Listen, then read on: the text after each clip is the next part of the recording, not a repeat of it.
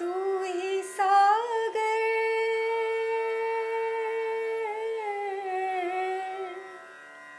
तू ही सागर है तू ही किनारा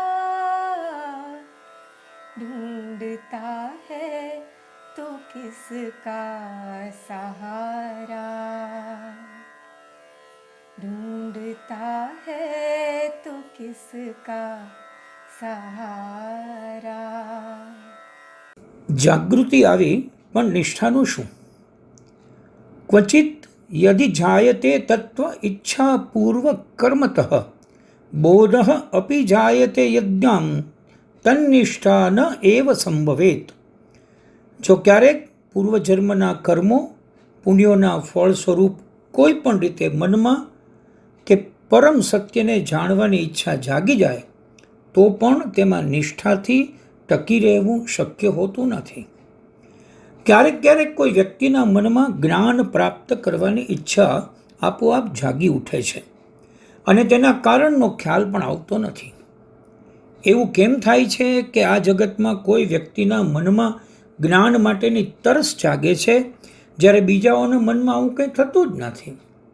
ત્યાં સુધી કે એક જ કુટુંબની એક વ્યક્તિ જ્ઞાન પીપાસુ હોય અને તે જ પરિવારની બીજી વ્યક્તિ સદંતર શુષ્ક હોય, તો વળી ત્રીજી વ્યક્તિને આ જ્ઞાન બાનની વાતો પ્રત્યે અણગમો હોય.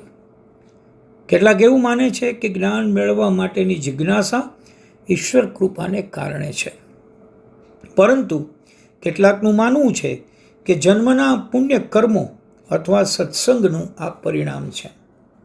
આપણા મનમાં તત્વજ્ઞાનની જિજ્ઞાસા થઈ તેનું કારણ જે પણ હોય, એક પ્રશ્નનો જવાબ મળવો હજુ બાકી છે. માની લઈએ કે આવું પરમ જ્ઞાન મેળવવાની કોઈ પ્રવૃત્તિ મનમાં પહેલેથી જ ન હતી. તમારો એક મિત્ર તમને એક પુસ્તક આપે અને કોઈ આધ્યાત્મિક પ્રવચન છે તેની માહિતી આપે.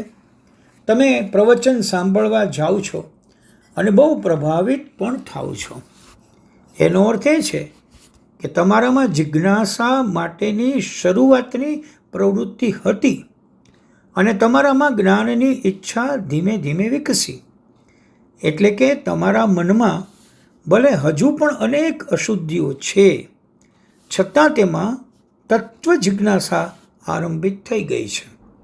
આ જ જિજ્ઞાસા તમને રોજ પહેલાં આધ્યાત્મિક પ્રવચનમાં જવા પ્રેરે છે.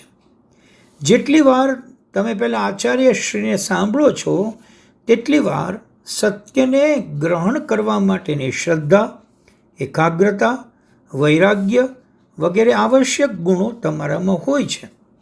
શું તમે એવો અનુભવ નથી કર્યો કે ત્યાં સત્સંગમાં, પ્રવચનમાં, જ્ઞાન સત્રમાં હો ત્યાં સુધી દરેક મુદ્દો એકદમ સ્પષ્ટ સમજાઈ જાય છે, પરંતુ આ સત્ર જેવું સમાપ્ત થાય અને તમે પોતાની રોજિંદી દિનચર્યામાં જેવા પાછા ફરો કે તરત એ જ વિષયો અને વાતોને જોવા સમજવાની શક્તિ ક્ષીણ થઈ જાય છે. સત્સંગમાં ગયા તો બેટરી ચાર્જ થઈ જાય, પણ જીવનમાં પાછા ફર્યા કે બેટરી ઉતરવા લાગશે. પરમ તત્વ પ્રતિ કે પરમ સત્ય પ્રતિ જિજ્ઞાસા જાગી, ઈચ્છા થઈ, કદમ ઉપડ્યા, ડગ મંડાયા, પણ નિષ્ઠાપૂર્વકની ગતિ ન મળી. વિવેક, વૈરાગ્ય, વિચારોની પવિત્રતા મંડપમાં આપણી સાથે હોય છે, પણ બહાર નીકળીએ એટલે વિકાર, સરખામણી, રાગદ્વેષ બધા ખભે ચડીને બેસે છે. મંડપમાં વેદનું અધ્યયન આપણા મનને પવિત્ર કરી દે છે, પણ સંસારમાં વેદનું સ્થાન વેદના લઈ લે છે. કેમ થાય છે આવું? જ્યાં સુધી આપણે આપણું 100% ધ્યાન મન પર, મનની ગતિવિધિ પર, મનના ઉતાર ચઢાવ પર કેન્દ્રિત નહીં કરીએ ત્યાં સુધી મનની શુદ્ધિકરણ ઝડપથી થશે નહીં. આત્મતત્વમાં પ્રતિષ્ઠિત થવાની ગતિ ધીમી ને ધીમી જ રહેશે. અધ્યાત્મ શક્તિ સંપન્ન વ્યક્તિના સાનિધ્યમાં રહીને આપણે આપણી જાતને જ્ઞાની સમજવા લાગીએ તેમાં આપણી મૂર્ખાઈ છે.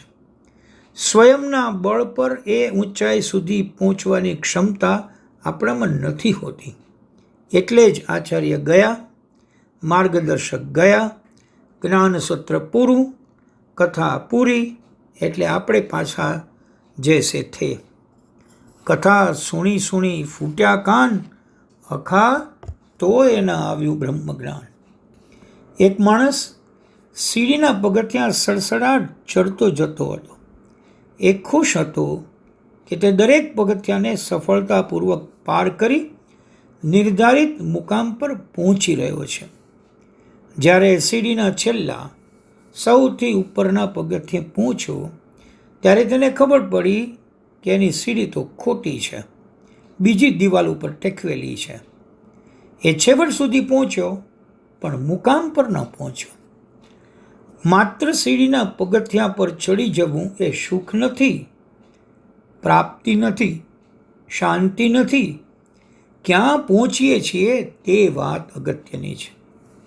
પામી શકાય, પણ નિષ્ઠાપૂર્વક તેને ટકાવી શકાય ખરું? तू ही सागर